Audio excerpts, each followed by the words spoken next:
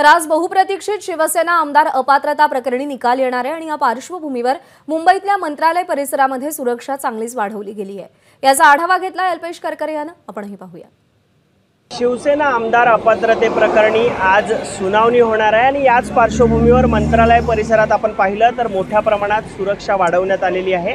मी सध्या शिवालय परिसरामध्ये आहे आणि शिवालय परिसरामध्ये देखील आपण पाहू शकतो मुंबई पोलीस असेल तसेच दंगल नियंत्रण पथक असतील त्याचे या ठिकाणी जवान हे तैनात करण्यात आलेले आहेत। सध्या मंत्रालय परिसरामध्ये आपण पाहिलं तर रायॉट कंट्रोल आणि मुंबई पोलिसांचे अनेक जवान हे सध्या मंत्रालय परिसरामध्ये आपल्याला उपस्थित असल्याचं पाहायला मिळते।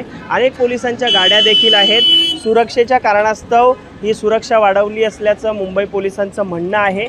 गेल्या काही महिन्यांपासून आपण पाहिलं तर आमदार अपात्रते प्रकरणी सुनावणी सुरू आहे आणि याचा अखेर आज निकाल लागणार आहे आणि त्याच पार्श्वभूमीवर कोणताही अनुचित प्रकार घडू नये म्हणून सध्या आपण पाहिलं तर मुंबईच्या मंत्रालय परिसरामध्ये अनेक VVIP राहतात, अनेक मंत्री राहतात, विरोधी पक्ष नेते राहतात आणि याच पार्श्वभूमीवर आपण पाहिलं तर सध्या मंत्रालय परिसरामध्ये सुरक्षा वाढवण्यात आलेली आहे।